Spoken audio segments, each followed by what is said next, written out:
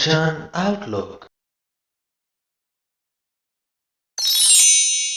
ਸ਼੍ਰੀ ਗੁਰੂ ਗ੍ਰੰਥ ਸਾਹਿਬ ਜੀ ਦੇ 433ਵੇਂ ਅੰਗ ਦੀ ਗੁਰਬਾਣੀ ਦੀ ਵਿਆਖਿਆ ਬੜੀ ਹੀ ਮਹੱਤਵਪੂਰਨ ਹੋਣ ਜਾ ਰਹੀ ਹੈ, ਕਿਉਂਕਿ ਇੱਕ ਬਹੁਤ ਵੱਡੀ ਉਲਝਣ, ਇੱਕ ਬਹੁਤ ਵੱਡੇ ਸਵਾਲ ਦਾ ਉੱਤਰ ਤੁਹਾਨੂੰ ਅੱਜ ਦੀ ਗੁਰਬਾਣੀ ਦੀ ਵਿਆਖਿਆ ਦੇ ਰਾਹੀਂ ਮਿਲੇਗਾ।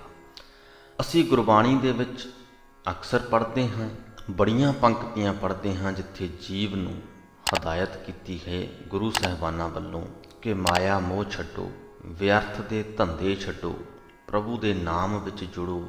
ਇੰਜ ਦੀਆਂ ਬੜੀਆਂ ਹੀ ਹਦਾਇਤਾਂ, ਪਰ ਵਿੱਚ ਅਸੀਂ ਅਜਿਹੀਆਂ ਪੰਕਤੀਆਂ ਵੀ ਅਕਸਰ ਹੀ ਪੜ੍ਹਦੇ ਹਾਂ ਜਿੱਥੇ ਗੁਰੂ ਸਾਹਿਬ ਕਹਿੰਦੇ ਹਨ ਕਿ ਅਸਲ ਦੇ ਵਿੱਚ ਜੇ ਜੀਵ ਭਰਮ ਭੁਲੇਖੇ ਦੇ ਵਿੱਚ ਪਿਆ, ਇਹਦੇ 'ਚ ਜੀਵ ਦਾ ਕਸੂਰ ਕੋਈ ਨਹੀਂ। ਉਸ ਪ੍ਰਮਾਤਮਾ ਨੇ ਇਹਨੂੰ ਭਰਮ ਭੁਲੇਖੇ ਦੇ ਵਿੱਚ ਪਾਇਆ ਹੋਇਆ ਹੈ। ਉਹਦੀ ਰਜ਼ਾ ਦੇ ਅਧੀਨ ਹੀ ਜੀਵ ਉਹ ਸਭ ਕੁਝ ਕਰ ਰਿਹਾ ਹੈ ਜੋ ਸਭ ਕੁਝ ਉਹ ਕਰ ਰਿਹਾ ਹੈ।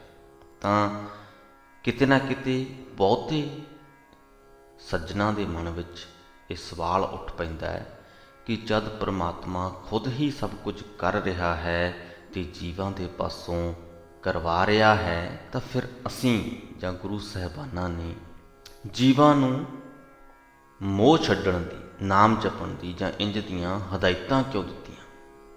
ਜੇ ਪ੍ਰਮਾਤਮਾ ਦੀ ਮਿਹਰ ਹੋਏਗੀ ਤੇ ਉਹਨਾਂ ਨੇ ਆਪੇ ਹੀ ਛੱਡ ਦੇਣਾ, ਉਹਨਾਂ ਨੂੰ ਹਦਾਇਤ ਦੀ ਲੋੜ ਕਿਉਂ ਪਈ? ਬਹੁਤ ਵੱਡਾ ਸਵਾਲ ਹੈ, ਬਹੁਤ ਵੱਡੀ ਉਲਝਣ ਹੈ ਸ਼ਰਧਾਲੂਆਂ ਦੇ, ਸਿੱਖਾਂ ਦੇ, ਬਲਕਿ ਕਿਉਂਕਿ ਦੁਨੀਆ ਭਰ ਦੇ ਜੋ ਧਰਮ ਹਨ ਲਗਭਗ ਇੰਜ ਦਾ ਹੀ ਸੁਨੇਹਾ ਦਿੰਦੇ ਹਨ। ਸੋ ਉਹਨਾਂ ਦੇ ਮਨਾਂ ਵਿੱਚ ਵੀ, ਵੱਖ-ਵੱਖ ਧਰਮਾਂ ਨਾਲ ਸੰਬੰਧ ਰੱਖਣ ਵਾਲੇ ਲੋਕਾਂ ਦੇ ਮਨਾਂ ਵਿੱਚ ਵੀ ਇਹ ਸਵਾਲ ਕਾਫੀ ਪ੍ਰਬਲ ਹੈ। ਇਸ ਸਵਾਲ ਦਾ ਉੱਤਰ ਦੇਣ ਦੀ ਕੋਸ਼ਿਸ਼ ਕਰਾਂਗੇ। ਅੱਜ ਦੀ ਗੁਰਬਾਣੀ ਸਾਨੂੰ ਇਸ ਸਵਾਲ ਦੇ ਉੱਤਰ ਵੱਲ ਨੂੰ ਲੈ ਕੇ ਜਾਏਗੀ। ਆਓ ਹੁਣ ਸ਼ੁਰੂਆਤ ਕਰੀਏ। ਵੀਡੀਓ ਚੰਗੀ ਲੱਗੇ, ਕੁਝ ਸਿੱਖਣ ਨੂੰ ਮਿਲੇ, ਕੋਈ ਉਲਝਣ ਦੂਰ ਹੋਵੇ ਤੇ ਵੱਧ ਤੋਂ ਵੱਧ ਲੋਕਾਂ ਤੱਕ ਜ਼ਰੂਰ ਪਹੁੰਚਾਇਓ, ਕਿਉਂਕਿ ਇਹ ਉਲਝਣ ਜੋ ਤੁਹਾਡੇ ਮਨ ਵਿੱਚ ਸੀ, ਹੋਰਨਾਂ ਵੀ ਬਹੁਤਿਆਂ ਦੇ ਮਨ ਵਿੱਚ ਹੈ। ਛੱਛਾ ਛਾਇਆ ਵਰਤੀ ਸਭ ਅੰਤਰ, ਤੇਰਾ ਕੀਆ ਭਰਮ ਹੋਆ। ਸੋ ਸ਼ੁਰੂਆਤ ਦੇ ਵਿੱਚ ਹੀ ਗੁਰੂ ਸਾਹਿਬ ਕਹਿੰਦੇ ਛਾਇਆ ਜਾਣੀ ਅਵਿਦਿਆ ਸਭ ਜੀਵਾਂ ਦੇ ਅੰਦਰ ਪ੍ਰਬਲ ਹੋ ਰਹੀ ਹੈ। ਜੀਵਾਂ ਦੇ ਮਨ ਵਿੱਚ ਤੇਰਾ ਕੀਆ ਭਰਮ ਹੋਆ, ਤੇਰਾ ਹੀ ਪੈਦਾ ਕੀਤਾ ਹੋਇਆ ਭਰਮ ਬਣਿਆ ਹੋਇਆ ਹੈ, ਤੇਰੀ ਹੀ ਪੈਦਾ ਕੀਤੀ ਹੋਈ ਭਟਕਣਾ ਬਣੀ ਹੋਈ ਹੈ। ਭਰਮ ਉਪਾਏ ਭੁਲਾਈਨ ਆਪੇ, ਤੇਰਾ ਕਰਮ ਹੋਆ ਤਿਨ ਗੁਰੂ ਮਿਲਿਆ। ਪ੍ਰਭੂ ਨੇ ਆਪ ਹੀ ਭਟਕਣਾ ਪੈਦਾ ਕਰਕੇ ਸ੍ਰਿਸ਼ਟੀ ਨੂੰ ਕੁਰਾਏ ਪਾਇਆ ਹੋਇਆ ਹੈ। ਇਹ ਪ੍ਰਭੂ, ਜਿਨ੍ਹਾਂ ਉੱਤੇ ਤੇਰੀ ਬਖਸ਼ਿਸ਼ ਹੁੰਦੀ ਹੈ ਉਹਨਾਂ ਨੂੰ ਗੁਰੂ ਮਿਲ ਪੈਂਦਾ ਹੈ। ਭਰਮ ਭੁਲੇਖੇ ਦੇ ਵਿੱਚ ਸਾਰੀ ਸ੍ਰਿਸ਼ਟੀ ਪਈ ਹੈ, ਗੁਰੂ ਉਹਨਾਂ ਨੂੰ ਮਿਲਦਾ ਹੈ ਜਿਨ੍ਹਾਂ 'ਤੇ ਉਸ ਪ੍ਰਭੂ ਦੀ ਮਿਹਰ ਹੁੰਦੀ ਹੈ। ਇਹ ਕਹਿ ਸਕਦੇ ਹਾਂ ਕਿ ਪ੍ਰਮਾਤਮਾ ਨੇ ਕੰਮ ਧੰਦੇ ਸਭ ਨੂੰ ਲਾਇਆ ਹੋਇਆ ਹੈ, ਪਰ ਕਈਆਂ ਦੇ ਉੱਪਰ ਉਹ ਦਇਆਵਾਨ ਵੀ ਹੋ ਜਾਂਦਾ ਹੈ। ਜੱਜਾ ਜਾਨ ਮੰਗਤ ਜਨ ਜਾਚੈ, 184 ਭੀਖ ਭਵਿਆ। ਹੇ ਮਨ, ਉਸ ਪ੍ਰਭੂ ਨਾਲ ਸਾਂਝ ਪਾ ਜਿਸ ਦੇ ਦਰ ਤੋਂ ਹਰੇਕ ਜੀਵ ਮੰਗਤਾ ਬਣ ਕੇ ਦਾਨ ਮੰਗਦਾ ਹੈ। ਉਹ ਪ੍ਰਭੂ 84 ਲੱਖ ਜੂਨਾਂ ਵਿੱਚ ਆਪ ਹੀ ਮੌਜੂਦ ਹੈ। ਇੱਕੋ ਲੇਵੈ ਇੱਕੋ ਦੇਵੈ, ਅਵਰ ਨਾ ਦੂਜਾ ਮੈਂ ਸੁਣਿਆ। ਜਦੋਂ ਸਾਰੀਆਂ ਹੀ ਜੂਨਾਂ ਦੇ ਵਿੱਚ ਉਹ ਪ੍ਰਮਾਤਮਾ ਆਪ ਮੌਜੂਦ ਹੈ, ਸੋ ਦੇਣ ਵਾਲਾ ਵੀ ਉਹ ਆਪ ਹੈ ਤੇ ਲੈਣ ਵਾਲਾ ਵੀ ਆਪ ਹੈ। ਇੱਕ ਦਰਖਤ ਹੈ, ਸਾਨੂੰ ਫਲ ਦਿੰਦਾ ਹੈ। ਇੱਕ ਫਸਲ ਹੈ, ਸਾਨੂੰ ਅਨਾਜ ਦਿੰਦੀ ਹੈ। ਉਹ ਦਰਖਤ ਵੀ ਇੱਕ ਜੂਨ ਹੈ, ਉਹ ਫਸਲ ਵੀ ਇੱਕ ਜੂਨ ਹੈ। ਦੋਨੋਂ ਮਨੁੱਖ ਨੂੰ ਕੁਝ ਦੇ ਰਹੇ ਨੇ। ਉਹਨਾਂ ਦੇ ਵਿੱਚ ਵੀ ਪ੍ਰਭੂ ਹੈ, ਦੇਣ ਵਾਲਿਆਂ ਦੇ ਵਿੱਚ ਵੀ ਪ੍ਰਭੂ ਹੈ। ਮਨੁੱਖ ਦੇ ਵਿੱਚ ਵੀ ਪ੍ਰਭੂ ਹੈ, ਲੈਣ ਵਾਲੇ ਦੇ ਵਿੱਚ ਵੀ ਪ੍ਰਭੂ ਹੈ। ਸੋ ਦੇ ਵੀ ਆਪ ਰਿਹਾ ਹੈ, ਲੈ ਵੀ ਆਪ ਹੀ ਰਿਹਾ ਹੈ। ਗੁਰੂ ਸਾਹਿਬ ਕਹਿੰਦੇ ਅਵਰ ਨਾ ਦੂਜਾ ਮੈਂ ਸੁਣਿਆ, ਮੈਂ ਅਜੇ ਤੱਕ ਕੋਈ ਦੂਜਾ ਨਹੀਂ ਸੁਣਿਆ ਜੋ ਇਹ ਦਾਤਾਂ ਦੇਣ ਦੇ ਯੋਗ ਹੋਵੇ। ਝੱਜਾ ਝੂਰ ਮਰੋ ਕਿਆ ਪ੍ਰਾਣੀ, ਜੋ ਕੁਛ ਦੇਣਾ ਸੋ ਦੇ ਰਹਿਆ। ਇਹ ਪ੍ਰਾਣੀ, ਚਿੰਤਾ ਕਰਕੇ ਕਿਉਂ ਆਤਮਕ ਮੌਤ ਸਹੇੜਦੇ ਹੋ? ਜੋ ਉਸ ਪਰਮਾਤਮਾ ਨੇ ਤੁਹਾਨੂੰ ਦੇਣਾ ਹੈ ਉਹ ਦੇ ਕੇ ਹੀ ਰਹਿੰਦਾ ਹੈ। ਜੋ ਕੁਛ ਦੇਣਾ ਸੋ ਦੇ ਰਿਹਾ, ਜੋ ਤੁਹਾਨੂੰ ਮਿਲਣਾ ਹੈ ਉਹ ਤੁਹਾਨੂੰ ਮਿਲ ਹੀ ਜਾਣਾ ਹੈ। ਸੋ ਚਿੰਤਾ ਨਾ ਕਰੋ। ਦੇ ਦੇ ਵੇਖੈ ਹੁਕਮ ਚਲਾਈ, ਜਿਉਂ ਜੀਆਂ ਕਾ ਰਿਜ਼ਕ ਪਿਆ। ਜਿਵੇਂ ਜਿਵੇਂ ਉਸ ਪਰਮਾਤਮਾ ਨੇ ਜੀਵਾਂ ਦਾ ਰਿਜ਼ਕ ਮੁਕਰਰ ਕੀਤਾ ਹੈ, ਉਵੇਂ ਉਵੇਂ ਉਹ ਸਭਨਾਂ ਨੂੰ ਰਿਜ਼ਕ ਦੇ ਰਿਹਾ ਹੈ ਅਤੇ ਦੇ ਕੇ ਉਹਨਾਂ ਦੀ ਸੰਭਾਲ ਵੀ ਕਰ ਰਿਹਾ ਹੈ। ਆਪਣਾ ਹੁਕਮ ਜਗਤ ਦੇ ਵਿੱਚ ਉਹ ਵਰਤਾ ਰਿਹਾ ਹੈ। ਨਈਆਂ ਨਦਰ ਕਰੇ ਜਾਂ ਦੇਖਾ, ਦੂਜਾ ਕੋਈ ਨਹੀਂ। ਗੁਰੂ ਸਾਹਿਬ ਕਹਿੰਦੇ ਜੇ ਮੈਂ ਗੌਰ ਨਾਲ ਵੀ ਵੇਖਾਂ ਤਾਂ ਪ੍ਰਭੂ ਤੋਂ ਬਿਨਾਂ ਕਿਤੇ ਕੋਈ ਹੋਰ ਦੂਜਾ ਨਹੀਂ ਦਿਖਦਾ। ਇੱਕੋ ਰਵ ਰਹਿਆ ਸਭ ਥਾਈਂ, ਏਕ ਵਸਿਆ ਮਨ ਮਾਹੀ। ਉਹ ਇੱਕ ਪਰਮਾਤਮਾ ਹੀ ਹਰ ਥਾਂ ਮੌਜੂਦ ਹੈ। ਹਰੇਕ ਜੀਵ ਦੇ ਮਨ ਵਿੱਚ ਵੀ ਉਹ ਆਪ ਹੀ ਵਸ ਰਿਹਾ ਹੈ। ਇੱਕ ਪਰਮਾਤਮਾ ਹੀ ਵਸ ਰਿਹਾ ਹੈ। ਟੱਟੈ ਟੰਚ ਕਰੋ ਕਿਆ ਪ੍ਰਾਣੀ, ਘੜੀ ਕੇ ਮੁਹੱਤ ਕੇ ਉੱਠ ਚੱਲਣਾ। ਜੂਐ ਜਨਮ ਨਾ ਹਾਰੋ ਆਪਣਾ, ਭਾਜ ਪੜੋ ਤੁਮ ਹਰ ਸ਼ਰਨ। ਹੁਣ ਇੱਥੇ ਗੁਰੂ ਸਾਹਿਬ ਹਦਾਇਤ ਕਰਦੇ ਪਏ ਨੇ। ਟੰਚ ਤੋਂ ਭਾਵ ਵਿਅਰਥ ਧੰਦਾ। ਕਹਿੰਦੇ ਹੇ ਪ੍ਰਾਣੀ, ਵਿਅਰਥ ਧੰਦੇ ਕਰਨ ਦਾ ਕੋਈ ਲਾਭ ਨਹੀਂ। ਥੋੜ੍ਹੇ ਸਮੇਂ 'ਚ ਹੀ ਤੂੰ ਇੱਥੋਂ ਚਲੇ ਜਾਣਾ ਹੈ। ਇਹ ਤੇਰੇ ਧੰਦੇ ਇੱਥੇ ਹੀ ਰਹਿ ਜਾਣੇ। ਇਸ ਕਰਕੇ ਕੀਮਤੀ ਮਨੁੱਖੇ ਜਨਮ ਨੂੰ ਜੂਏ ਦੀ ਬਾਜੀ ਦੇ ਵਿੱਚ ਨਾ ਹਾਰ। ਭਾਜ ਪੜੋ ਤੁਮ ਹਰ ਸ਼ਰਨਾ। ਕਿਤੇ ਭੱਜ ਕੇ ਛੇਤੀ ਦੇ ਨਾਲ ਪ੍ਰਭੂ ਦੀ ਸ਼ਰਨ ਦੇ ਵਿੱਚ ਜਾ ਪਾਓ। ਗੁਰੂ ਸਾਹਿਬ ਹਦਾਇਤ ਕਰ ਰਹੇ ਨੇ ਸਾਨੂੰ, ਜੀਵਾਂ ਨੂੰ। ਪਰ ਸਵਾਲ ਪੈਦਾ ਹੁੰਦਾ ਹੈ ਕਿ ਜਦ ਪ੍ਰਮਾਤਮਾ ਦੀ ਮਿਹਰ ਹੋਏਗੀ, ਜਿਸ 'ਤੇ ਵੀ ਪ੍ਰਮਾਤਮਾ ਦੀ ਮਿਹਰ ਹੋਏਗੀ, ਤੇ ਕੀ ਪ੍ਰਮਾਤਮਾ ਉਹਨੂੰ ਤੇ ਆਪਣੇ ਆਪ ਹੀ ਆਪਣੀ ਸ਼ਰਨ ਦੇ ਵਿੱਚ ਜੋੜ ਨਹੀਂ ਲਏਗਾ? ਉਸ ਜੀਵ ਨੂੰ ਆਪਣੇ ਵੱਲੋਂ ਤੇ ਕੋਈ ਉੱਦਮ ਕਰਨ ਦੀ ਲੋੜ ਹੀ ਨਹੀਂ ਪਏਗੀ। ਇਸ ਸਵਾਲ ਦੇ ਉੱਤਰ ਵੱਲ ਨੂੰ ਆਪਾਂ ਆਵਾਂਗੇ, ਇਸੇ ਵੀਡੀਓ ਦੇ ਵਿੱਚ ਆਵਾਂਗੇ। ਠੱਠਾ ਠਾਂਡ ਵਰਤੀ ਤਿੰਨ ਅੰਤਰ, ਹਰ ਚਰਣੀ ਜਿਨ ਕਾ ਚਿੱਤ ਲਾਗਾ। ਜਿਨ੍ਹਾਂ ਮਨੁੱਖਾਂ ਦਾ ਮਨ ਪਰਮਾਤਮਾ ਦੇ ਚਰਨਾਂ ਵਿੱਚ ਟਿਕਿਆ ਰਹਿੰਦਾ ਹੈ, ਉਹਨਾਂ ਦੇ ਮਨ ਵਿੱਚ ਠੰਡ ਸ਼ਾਂਤੀ ਬਣੀ ਰਹਿੰਦੀ ਹੈ।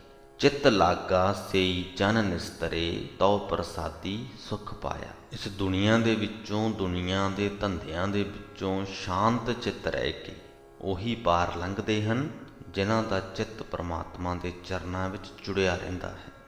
ਪਰਮਾਤਮਾ ਦੀ ਮਿਹਰ ਦੇ ਨਾਲ ਉਹ ਆਤਮਿਕ ਸੁੱਖ ਪ੍ਰਾਪਤ ਕਰਦੇ ਹਨ। ਡੱਡਾ ਡੰਫ ਕਰੋ ਕਿਆ ਪ੍ਰਾਣੀ, ਜੋ ਕਿਛ ਹੋਆ ਸੋ ਸਭ ਚੱਲਣਾ। ਹੇ ਪ੍ਰਾਣੀ, ਹੇ ਜੀਵ, ਜਗਤ ਦੇ ਵਿੱਚ ਜੋ ਕੁਝ ਪੈਦਾ ਹੋਇਆ ਹੈ ਉਸ ਸਭ ਨੇ ਚੱਲਣਾ ਵੀ ਹੈ, ਨਾਸ ਵੀ ਹੋਣਾ ਹੈ। ਇਸ ਕਰਕੇ ਕਿਸੇ ਪ੍ਰਕਾਰ ਦਾ ਕੋਈ ਡੰਫ ਕਰਨ ਦਾ, ਵਿਖਾਵਾ ਕਰਨ ਦਾ ਕੋਈ ਲਾਭ ਨਹੀਂ। ਤਿਸੈ ਸਰੇਵੋ ਤਾਂ ਸੁਖ ਪਾਵੋ, ਸਰਬ ਨਿਰੰਤਰ ਰਵ ਰਹਿਆ।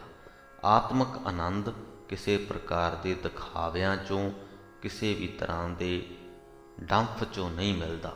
ਆਤਮਿਕ ਆਨੰਦ ਤਦੋਂ ਹੀ ਮਿਲੇਗਾ ਜੇ ਉਸ ਪਰਮਾਤਮਾ ਦਾ ਸਿਮਰਨ ਕਰੋਗੇ, ਜੋ ਸਭ ਜੀਵਾਂ ਦੇ ਅੰਦਰ ਇੱਕ ਰਸ ਵਿਆਪਕ ਹੈ।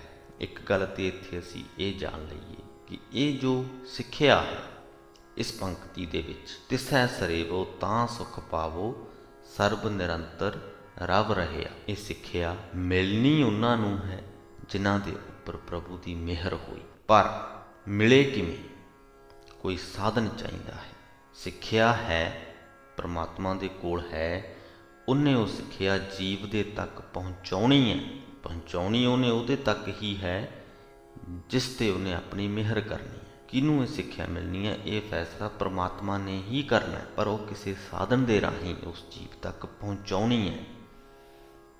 ਗੁਰੂ ਸਾਹਿਬ ਤੇ ਗੁਰਬਾਣੀ ਉਹ ਸਾਧਨ ਹੈ ਜਿਹਦੇ ਰਾਹੀਂ ਇਹ ਸਿੱਖਿਆ ਜੀਵਾਂ ਤੱਕ ਪਹੁੰਚ ਰਹੀ ਹੈ। ਸੋ ਜਿਸ ਉਲਝਣ ਦੀ ਗੱਲ ਆਪਾਂ ਵੀਡੀਓ ਦੀ ਸ਼ੁਰੂਆਤ ਵਿੱਚ ਕੀਤੀ ਹੈ, ਉਸ ਉਲਝਣ ਦਾ ਇੱਕ ਧਾਗਾ ਇਹ ਹੈ ਜੋ ਆਪਾਂ ਹੁਣੇ ਗੱਲ ਕਰ ਲਈ। ਢੱਡਾ ਢਾਏ ਉਸਾਰਾ ਹੈ ਆਪੇ, ਜਿਉਂ ਤਿਸ ਭਾਵੈ ਤਿਵੈ ਕਰੈ। ਪਰਮਾਤਮਾ ਜਗਤ ਦੀ ਰਚਨਾ ਵੀ ਆਪ ਹੀ ਕਰਦਾ ਹੈ ਤੇ ਉਹਨੂੰ ਢਾਉਂਦਾ ਵੀ ਆਪ ਹੀ ਹੈ। ਜਿਵੇਂ ਉਹਨੂੰ ਚੰਗਾ ਲੱਗਦਾ ਹੈ ਉਹ ਉਸ ਪ੍ਰਕਾਰ ਹੀ ਆਪਣਾ ਹੁਕਮ ਵਰਤਾਉਂਦਾ ਹੈ, ਉਸ ਪ੍ਰਕਾਰ ਹੀ ਜੀਵਾਂ ਦੀ ਦੇਖਭਾਲ ਕਰਦਾ ਹੈ। ਕਰ ਕਰ ਵੇਖੈ ਹੁਕਮ ਚਲਾਏ, ਤਿਸ ਨਿਸਤਾਰੇ ਜਾ ਕੋ ਨਦਰ ਕਰੇ। ਜੀਵਾਂ ਨੂੰ ਪੈਦਾ ਕਰਕੇ ਉਹਨਾਂ ਦੀ ਸੰਭਾਲ ਕਰਦਾ ਹੈ, ਆਪਣਾ ਹੁਕਮ ਚਲਾਉਂਦਾ ਹੈ। ਉਸ ਜੀਵ ਨੂੰ ਸੰਸਾਰ ਸਮੁੰਦਰ ਤੋਂ ਪਾਰ ਲੰਘਾ ਲੈਂਦਾ ਹੈ, ਜਿਸ ਤੇ ਆਪਣੀ ਮਿਹਰ ਦੀ ਨਿਗਾਹ ਕਰਦਾ ਹੈ, ਮਿਹਰ ਦੀ ਨਜ਼ਰ ਕਰਦਾ ਹੈ। ਨਾਣੈ ਰਬਤ ਰਹੈ ਘਟ ਅੰਤਰ, ਹਰ ਗੁਣ ਗਾਵੈ ਸੋਈ। ਜਿਸ ਮਨੁੱਖ ਦੇ ਹਿਰਦੇ ਵਿੱਚ ਪਰਮਾਤਮਾ ਆਪਣਾ ਆਪ ਪ੍ਰਗਟ ਕਰ ਦੇਵੇ, ਉਹੀ ਮਨੁੱਖ ਉਸ ਪਰਮਾਤਮਾ ਦੇ ਗੁਣ ਗਾਉਂਦਾ ਹੈ, ਉਹਦੀ ਸਿਫਤ ਸਲਾਹ ਕਰਦਾ ਹੈ। ਆਪੇ ਆਪ ਮਿਲਾਏ ਕਰਤਾ, ਪੁਨਰਪ ਜਨਮ ਨਾ ਹੋਈ। ਉਹਦੇ ਤੇ ਮਿਹਰ ਕਰਕੇ ਉਹ ਕਰਤਾਰ ਆਪ ਹੀ ਆਪਣੇ ਨਾਲ ਮਿਲਾ ਲੈਂਦਾ ਹੈ। ਆਪੇ ਆਪ ਮਿਲਾਏ ਕਰਤਾ, ਪੁਨਰਪ ਜਨਮ ਨਾ ਹੋਈ। ਮੁੜ ਮੁੜ ਉਹ ਮਨੁੱਖ ਜਨਮ ਮਰਨ ਦੇ ਗੇੜ ਵਿੱਚ ਨਹੀਂ ਪੈਂਦਾ। ਤੱਤੈ ਤਾਰੂ ਭਵ ਜਲ ਹੋਆ, ਤਾ ਕਾ ਅੰਤ ਨਾ ਪਾਇਆ। ਨਾ ਤਰ ਨਾ ਤੁਲਹਾ ਹਮ ਬੂਡਸ, ਤਾਰ ਲੇਹੇ ਤਾਰਨ ਰਾਇਆ। ਇਹ ਸੰਸਾਰ ਸਮੁੰਦਰ ਜਿਹਦੇ ਵਿੱਚ ਕਿ ਵਿਕਾਰਾਂ ਦਾ ਹੜ੍ਹ ਠਾਠਾਂ ਮਾਰ ਰਿਹਾ ਹੈ, ਬਹੁਤ ਹੀ ਡੂੰਘਾ ਹੈ।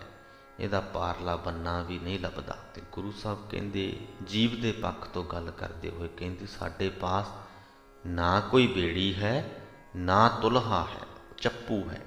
ਬੇੜੀ ਤੇ ਤੁਲਹੇ ਤੋਂ ਬਿਨਾਂ ਅਸੀਂ ਡੁੱਬ ਜਾਵਾਂਗੇ। ਇਹ ਤਾਰਨ ਦੇ ਸਮਰੱਥ ਪ੍ਰਭੂ ਸਾਨੂੰ ਪਾਰ ਲੰਘਾ ਹੈ। ਇੱਥੇ ਅਸੀਂ ਉਸ ਉਲਝਣ ਦਾ ਦੂਸਰਾ ਧਾਗਾ ਲੱਭਦੇ ਹਾਂ ਇਸ ਪੰਕਤੀ ਦੇ ਵਿੱਚੋਂ। ਸੰਸਾਰ ਸਮੁੰਦਰ ਹੈ, ਇਹਦੇ ਵਿੱਚ ਪ੍ਰਭੂ ਜੀਵ ਨੂੰ ਪੈਦਾ ਕਰ ਦਿੰਦਾ ਹੈ, ਜਾਂ ਕਹਿ ਲਈਏ ਕਿ ਇਸ ਸੰਸਾਰ ਸਮੁੰਦਰ ਦੇ ਵਿੱਚ ਜੀਵ ਨੂੰ ਉਹ ਪਰਮਾਤਮਾ ਸੁੱਟ ਦਿੰਦਾ ਹੈ।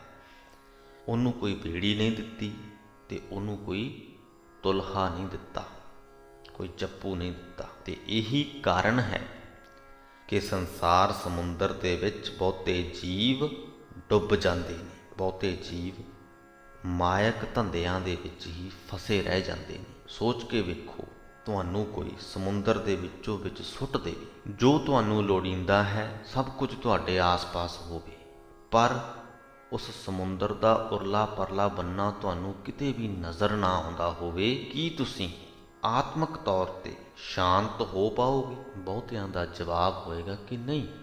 ਉਸ ਸਮੁੰਦਰ ਦੇ ਵਿੱਚ ਡੁੱਬਣ ਦਾ ਡਰ ਸਦਾ ਬਣਿਆ ਰਹੇਗਾ, ਕਿਉਂਕਿ ਬੇੜੀ ਨਹੀਂ ਹੈ, ਚੱਪੂ ਨਹੀਂ ਹੈ।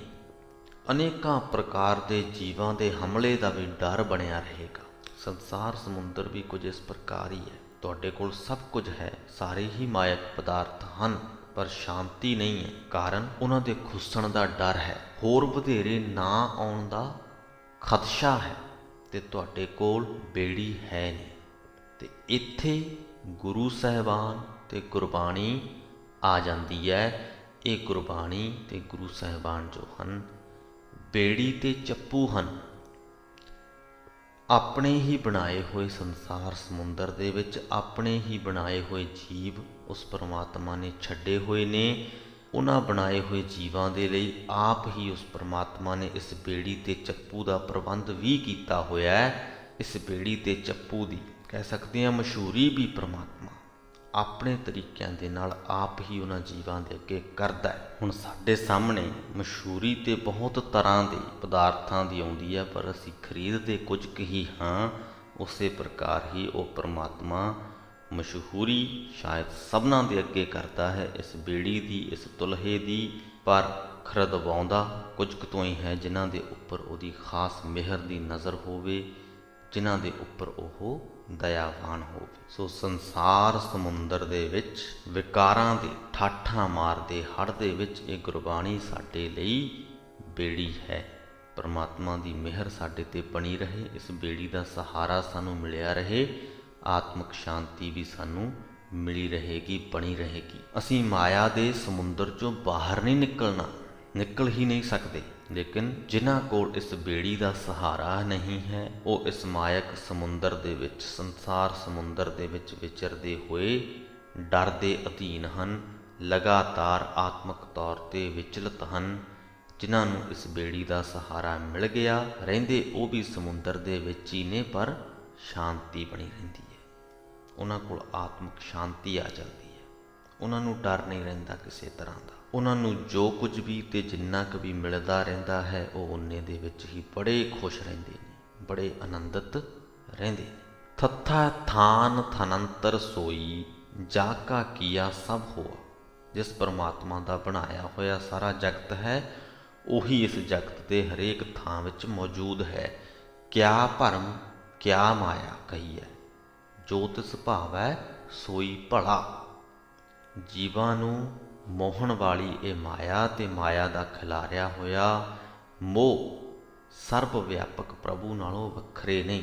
ਜੋ ਉਸ ਪ੍ਰਭੂ ਨੂੰ ਚੰਗਾ ਲੱਗਦਾ ਜਗਤ ਵਿੱਚ ਉਹੀ ਹੋ ਰਿਹਾ ਹੈ, ਜੀਵਾਂ ਵਾਸਤੇ ਉਹੀ ਚੰਗਾ ਹੈ। ਜੋ ਜੀਵ ਜੋ ਵੀ ਕਰ ਰਿਹਾ ਹੈ ਉਹਦੇ ਲਈ ਉਹੀ ਭਲਾ ਹੈ, ਉਹੀ ਚੰਗਾ ਹੈ। ਦੱਦਾ ਦੋਸ਼ ਨਾ ਦੇਊ ਕਿਸੈ, ਦੋਸ਼ ਕਰਮਾ ਆਪਣਿਆ। ਜੋ ਮੈਂ ਕੀਆ ਸੋ ਮੈਂ ਪਾਇਆ, ਦੋਸ਼ ਨਾ ਦੀਜੈ ਅਵਰ ਜਨਾ। ਗੁਰੂ ਸਾਹਿਬ ਕਹਿੰਦੇ ਜੀਵ ਮਨੁੱਖ ਜਿਸ ਹਾਲਤ ਦੇ ਵਿੱਚ ਵੀ ਹੈ, ਜੇ ਉਹਨੇ ਉਸ ਹਾਲਤ ਦੇ ਲਈ ਕਿਸੇ ਨੂੰ ਜ਼ਿੰਮੇਵਾਰ ਠਹਿਰਾਉਣਾ, ਦੋਸ਼ ਦੇਣਾ, ਤਾਂ ਦੋਸ਼ ਆਪਣੇ ਕਰਮਾਂ ਨੂੰ ਦੇਵੇ, ਆਪਣੇ ਕੰਮਾਂ ਨੂੰ ਦੇਵੇ। ਕਰਮ ਉਸ ਪਰਮਾਤਮਾ ਨੇ ਨਿਰਧਾਰਿਤ ਕੀਤੇ, ਉਹਨਾਂ ਦੇ ਅਧੀਨ ਹੀ ਉਸ ਜੀਵ ਦੀ ਜ਼ਿੰਦਗੀ ਜੋ ਹੈ ਉਹ ਵਿਕਸਿਤ ਹੋਈ। ਉਹਦੇ ਸਾਹਮਣੇ ਜਿਵੇਂ ਪਰਮਾਤਮਾ ਨੇ ਨਿਰਧਾਰਿਤ ਕੀਤਾ ਉੰਝ ਦੇ ਹੀ ਅਵਸਰ, ਉੰਝ ਦੇ ਹੀ ਮੌਕੇ ਪੈਦਾ ਹੋਏ। ਉਹਨਾਂ ਮੌਕਿਆਂ ਦੇ ਵਿੱਚੋਂ ਜੋ ਪਰਮਾਤਮਾ ਨੂੰ ਮਨਜ਼ੂਰ ਸੀ ਉਸ ਜੀਵ ਨੇ ਉਹੀ ਮੌਕਾ ਚੁਣਿਆ। ਸੋ ਦੋਸ਼ ਕਿਸੇ ਨੂੰ ਵੀ ਦਿੱਤਾ ਨਹੀਂ ਜਾ ਸਕਦਾ। ਹਾਂ, ਇਹ ਗੱਲ ਸੱਚ ਹੈ ਕਿ ਜੋ ਮੈਂ ਕੀਆ ਸੋ ਮੈਂ ਪਾਇਆ।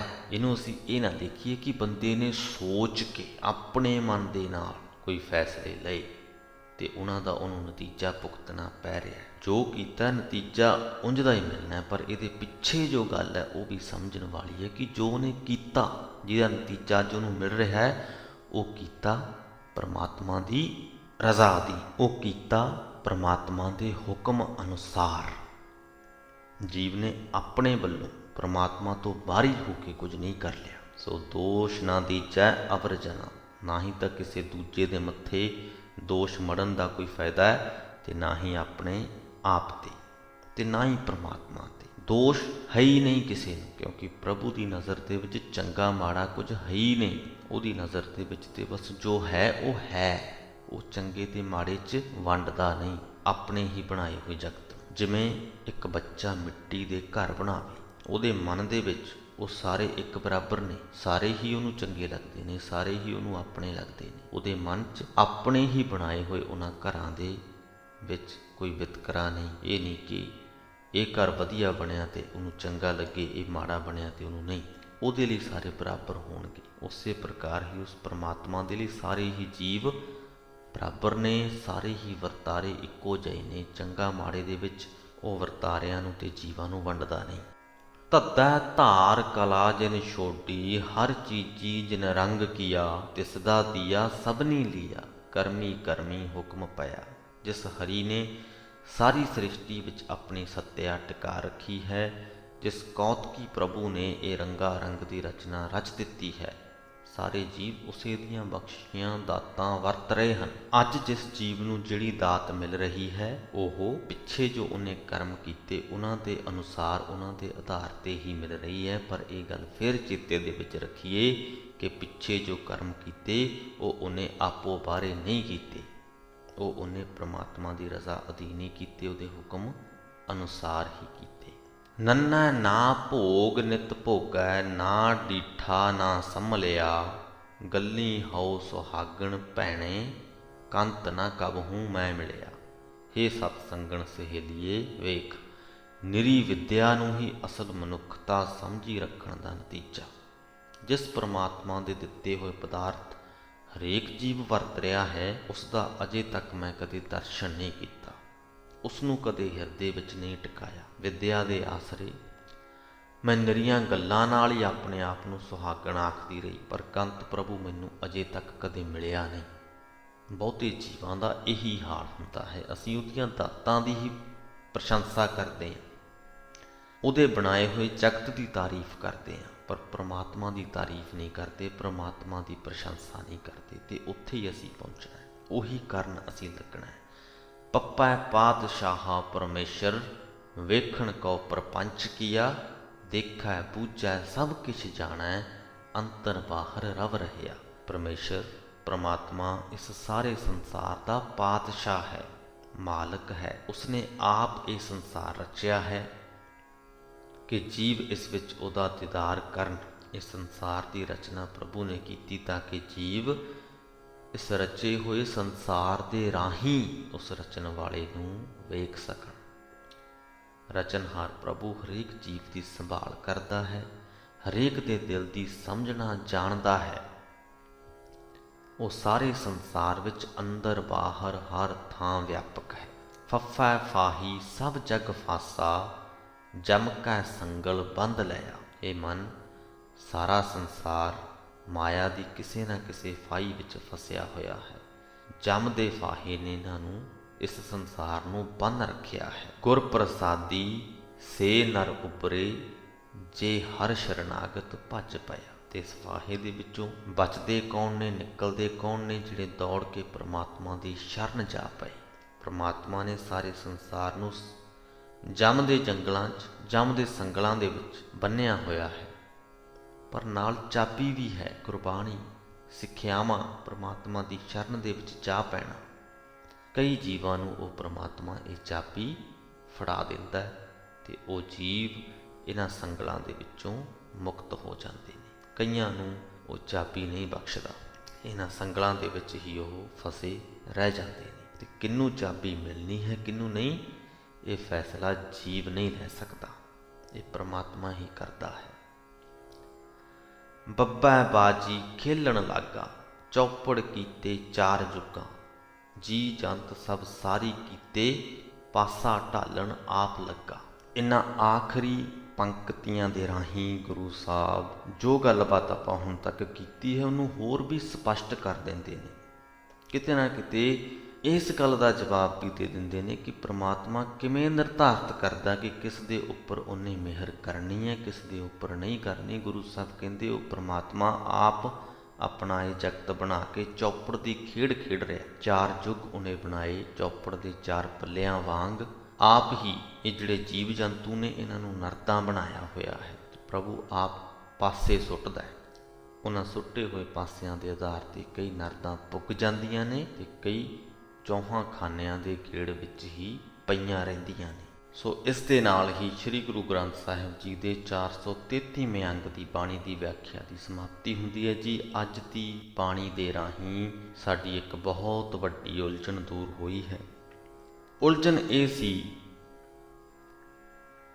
ਕਿ ਗੁਰੂ ਸਾਹਿਬ ਬਾਰ-ਬਾਰ ਗੱਲ ਕਰਦੇ ਹਨ ਕਿ ਜੋ ਕੁਝ ਕਰਦਾ ਹੈ ਪ੍ਰਮਾਤਮਾ ਆਪ ਕਰਦਾ ਹੈ, ਜੀਵਾਂ ਦੇ ਪਾਸੋਂ ਆਪ ਹੀ ਕਰਵਾਉਂਦਾ ਹੈ। ਤੇ ਫਿਰ ਜੀਵਾਂ ਨੂੰ ਇਹ ਹਦਾਇਤ ਕਿਉਂ ਕੀਤੀ ਜਾਂਦੀ ਹੈ ਕਿ ਉਹ ਆਪਣੇ ਆਪ ਨੂੰ ਬਦਲਣ, ਪ੍ਰਮਾਤਮਾ ਦਾ ਨਾਮ ਸਿਮਰਨ, ਵਿਕਾਰਾਂ ਨੂੰ ਛੱਡਣ।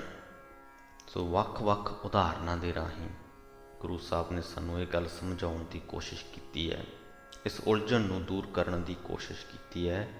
ਸਾਰਾਂਸ਼ ਦੇ ਵਿੱਚ ਜੇਕਰ ਅਸੀਂ ਗੱਲ ਕਰੀਏ ਤਾਂ ਇਹ ਜੋ ਹਦਾਇਤਾਂ ਹਨ, ਜੋ ਗੁਰਬਾਣੀ ਦੇ ਰਾਹੀਂ ਸਾਨੂੰ ਮਿਲਦੀਆਂ ਹਨ, ਇਹ ਸਾਡੇ ਲਈ ਬੇੜੀ ਦਾ ਕੰਮ ਕਰਦੀਆਂ ਨੇ। ਅਸੀਂ ਸੰਸਾਰ ਸਮੁੰਦਰ ਦੇ ਵਿੱਚ ਹਾਂ, ਸਭ ਕੁਝ ਹੈ ਸਾਡੇ ਕੋਲ, ਪਰ ਸ਼ਾਂਤੀ ਹੈ ਨਹੀਂ। ਉਸ ਸ਼ਾਂਤੀ ਤੱਕ ਪਹੁੰਚਣ ਦੇ ਲਈ ਇੱਕ ਬੇੜੀ ਚਾਹੀਦੀ ਹੈ ਤੇ ਉਹ ਬੇੜੀ ਇਹ ਹਦਾਇਤਾਂ ਹਨ, ਇਹ ਗੁਰਬਾਣੀ ਹੈ। ਕਰਮਾਂ ਦੀ ਗੱਲ ਅਸੀਂ ਅਕਸਰ ਕਰਦੇ ਹਾਂ ਕਿ ਕਰਮਾਂ ਦੇ ਨਤੀਜੇ ਹੈ। ਇਹ ਇੱਕ ਤੱਥ ਹੈ, ਫੈਕਟ ਹੈ ਕਿ ਜੋ ਅਸੀਂ ਅੱਜ ਕਰਦੇ ਪਏ ਹਾਂ, ਕੱਲ੍ਹ ਨੂੰ ਸਾਨੂੰ ਨਤੀਜੇ ਇਹਦੇ ਆਧਾਰ 'ਤੇ ਹੀ ਮਿਲਣੇ ਨੇ। ਪਰ ਇਹਦੇ ਪਿੱਛੇ ਲੁਕਿਆ ਹੋਇਆ, ਇਹਦੀ ਨੀਂਹ ਦੇ ਵਿੱਚ ਛੁਪਿਆ ਹੋਇਆ ਇੱਕ ਤੱਥ ਇਹ ਵੀ ਹੈ ਕਿ ਜੋ ਅਸੀਂ ਅੱਜ ਕਰਦੇ ਪਏ ਹਾਂ, ਪਰਮਾਤਮਾ ਦੀ ਰਜ਼ਾ ਅਧੀਨ ਕਰਦੇ ਪਏ ਹਾਂ, ਪਰਮਾਤਮਾ ਦੇ ਹੁਕਮ ਅਨੁਸਾਰ ਕਰਦੇ ਪਏ ਹਾਂ। ਸਾਡੇ ਲਈ ਪਰਮਾਤਮਾ ਨੇ ਇਹੀ ਨਿਰਧਾਰਤ ਕੀਤਾ ਹੈ। ਚੌਪੜ ਦੀ ਖੇਡ ਦੀ ਉਦਾਹਰਣ ਗੁਰੂ ਸਾਹਿਬ ਨੇ ਆਖਰੀ ਪੰਕਤੀ ਦੇ ਵਿੱਚ ਦਿੱਤੀ। ਚੌਪੜ ਅੱਜ ਦੇ ਜ਼ਮਾਨੇ ਦੇ ਵਿੱਚ ਲੁੱਡੋ ਕਰਕੇ ਜਾਣੀ ਜਾਂਦੀ ਹੈ। ਹੋ ਸਕਦਾ ਰੂਲਸ ਦੇ ਵਿੱਚ ਥੋੜ੍ਹੀ ਬਹੁਤੀ ਤਬਦੀਲੀ ਆਈ ਹੋਵੇ, ਪਰ ਦੋਨੋਂ ਹੀ ਖੇਡਾਂ ਬੜੀਆਂ ਹੀ ਸੇਮ ਨੇ, ਇੱਕੋ ਜਿਹੀਆਂ ਹੀ ਨੇ। ਇਤਿਹਾਸਕ ਪੱਖ ਤੋਂ ਆਈ ਥਿੰਕ ਜੇ ਚੌਪੜ ਦੀ ਗੱਲ ਕਰਦੇ ਹਾਂ ਤਾਂ ਉਹਦੇ 'ਚ ਸ਼ਾਇਦ ਚਾਰ ਪਾਸੇ ਸੁੱਟੇ ਜਾਂਦੇ ਸਨ। ਲੁੱਡੋ ਦੇ ਵਿੱਚ ਸਿਰਫ ਇੱਕ ਸੁੱਟਿਆ ਜਾਂਦਾ ਹੈ। ਇੰਨਾ ਕੁ ਫਰਕ ਤੇ ਸਾਨੂੰ ਪਤਾ ਲੱਗ ਸਕਿਆ। ਬਾਕੀ ਹੋਰ ਕੋਈ ਫਰਕ ਹੋਵੇ ਤੇ ਤੁਸੀਂ ਕਮੈਂਟਾਂ ਦੇ ਵਿੱਚ ਦੱਸ ਸਕਦੇ ਹੋ। ਤਾਂ ਜਿਵੇਂ ਲੁੱਡੋ ਦੀ ਅਸੀਂ ਉਦਾਹਰਣ ਲੈ ਲਈਏ, ਕਿਉਂਕਿ ਚੌਪੜ ਤੋਂ ਬਹੁਤੇ ਲੋਕ ਜਾਣੂ ਨਹੀਂ, ਲੁੱਡੋ ਤੋਂ ਲਗਭਗ ਹਰੇਕ ਸੁਣਨ ਵਾਲਾ ਜਾਣੂ ਹੋਏਗਾ। ਉਹਦੇ 'ਚ ਅਸੀਂ ਡਾਈਸ ਸੁੱਟਦੇ ਹਾਂ ਤੇ ਸਾਡੇ ਕੋਲ 4 ਡੀਟੀਆਂ ਹੁੰਦੀਆਂ ਨੇ। ਉਹਨਾਂ ਡੀਟੀਆਂ ਦੀ ਜੋ ਕਿਸਮਤ ਹੈ ਉਹ ਸਾਡੇ ਸੁੱਟੇ ਹੋਏ ਡਾਈਸ 'ਤੇ ਨਿਰਭਰ ਕਰਦੀ ਹੈ ਕਿ ਉਹਨਾਂ ਨੇ ਆਪਣਾ ਚੱਕਰ ਪੂਰਾ ਕਰਕੇ ਤੇ ਵਿਚਾਲੇ ਖਾਨੇ 'ਚ ਜਾ ਕੇ ਆਪਣੀ ਬਾਜ਼ੀ ਜੋ ਹੈ ਕੰਪਲੀਟ ਕਰ ਲੈਣੀ ਹੈ, ਸੰਪੂਰਨ ਕਰ ਲੈਣੀ ਹੈ, ਕਿ ਵਿੱਚੇ ਹੀ ਘੁੰਮਦੇ ਫਿਰਨਾ। ਉਹ ਡੀਟੀਆਂ ਅਸੀਂ ਹਾਂ। ਜਿਹੜਾ ਲੁੱਡੋ ਦਾ ਉਹ ਬੋਰਡ ਹੁੰਦਾ, ਉਹ ਬੋਰਡ ਇਹ ਸੰਸਾਰ ਹੈ ਤੇ ਉਹ ਡਾਈਸ ਜਾਣੀ ਕਿ ਪਾਸਾ ਸੁੱਟਣ ਵਾਲਾ ਉਹ ਪਰਮਾਤਮਾ ਹੈ। ਉਹ ਉਹਦੀ ਆਪਣੀ ਪ੍ਰਕਿਰਿਆ ਹੈ, ਪਰ ਸਾਨੂੰ ਸਿਰਫ ਨਤੀਜਾ ਨਜ਼ਰ ਆਉਂਦਾ ਹੈ ਕਿ ਸਾਡੇ 'ਚੋਂ ਕਈ ਲੋਕ ਇਸੇ ਸੰਸਾਰ ਸਮੁੰਦਰ 'ਚ, ਇਸੇ ਲੁੱਡੋ ਦੇ ਬੋਰਡ 'ਚ ਨੇ, ਇਸੇ ਸੰਸਾਰ 'ਚ ਨੇ, ਪਰ ਸ਼ਾਂਤ ਨੇ। ਉਹਨਾਂ ਨੂੰ ਕੋਈ ਫਿਕਰ ਨਹੀਂ, ਕੋਈ ਫਾਕਾ ਨਹੀਂ, ਆਨੰਦਤ ਨੇ, ਅਡੋਲ ਨੇ। ਉਹਨਾਂ ਨੂੰ ਕੋਈ ਫਰਕ ਨਹੀਂ ਕਿ ਇਸ ਸੰਸਾਰ ਦੇ ਚੱਕਰ ਦੇ ਵਿੱਚੋਂ ਕਿੱਥੇ ਕੁ ਨੇ। ਉਹਨਾਂ ਨੂੰ ਕੋਈ ਫਿਕਰ ਨਹੀਂ ਕਿ ਉਹਨਾਂ ਨੇ ਕਿੱਥੇ ਪਹੁੰਚਣਾ ਹੈ, ਕਿਵੇਂ ਪਹੁੰਚਣਾ ਹੈ। ਉਹਨਾਂ ਨੇ ਆਪਣੀ ਡੋਰ ਉਸ ਪਰਮਾਤਮਾ 'ਤੇ ਛੱਡੀ ਹੋਈ ਹੈ। ਅਜਿਹੇ ਲੋਕ ਬਹੁਤ ਘੱਟ ਮਿਲਣਗੇ, ਪਰ ਇਸ ਸੰਸਾਰ ਦੇ ਵਿੱਚ ਹਨ। ਅਤੇ ਗੁਰਬਾਣੀ ਰਾਹੀਂ, ਗੁਰਬਾਣੀ ਦੀਆਂ ਸਿੱਖਿਆਵਾਂ ਦੇ ਰਾਹੀਂ ਅਸੀਂ ਉੱਥੇ ਹੀ ਪਹੁੰਚਣਾ ਹੈ। ਅਤੇ ਇਹ ਗੁਰਬਾਣੀ ਦੀ ਬੇੜੀ ਉਸੇ ਪ੍ਰਮਾਤਮਾ ਨੇ ਸਾਨੂੰ ਬਖਸ਼ੀ ਹੈ। ਉਮੀਦ ਕਰਦੇ ਹਾਂ ਤੁਹਾਡੀ ਉਲਝਣ ਜ਼ਰੂਰ ਦੂਰ ਹੋਈ ਹੋਏਗੀ। ਬੜੇ ਲੋਕਾਂ ਨੇ ਕਮੈਂਟਾਂ ਦੇ ਵਿੱਚ ਇਸੇ ਉਲਝਣ ਨਾਲ ਸੰਬੰਧਿਤ ਸਵਾਲ ਵੀ ਕੀਤੇ ਹਨ। ਅੱਜ ਦੀ ਗੁਰਬਾਣੀ ਦੇ ਰਾਹੀਂ ਸਾਨੂੰ ਉਹਨਾਂ ਸਵਾਲਾਂ ਦੇ ਉੱਤਰ ਮਿਲ ਗਏ ਨੇ। ਉਹਨਾਂ ਸੱਜਣਾਂ ਨੂੰ ਉਹਨਾਂ ਦੇ ਸਵਾਲਾਂ ਦੇ ਉੱਤਰ ਮਿਲ ਗਏ ਹੋਣਗੇ। ਸੋ ਇੱਥੇ ਹੀ ਸਮਾਪਤੀ ਕਰਦੇ ਹਾਂ ਜੀ। ਬੁਲਾਓ ਫਤਿਹ। ਵਾਹਿਗੁਰੂ ਜੀ ਕਾ ਖਾਲਸਾ, ਵਾਹਿਗੁਰੂ ਜੀ ਕੀ ਫਤਿਹ।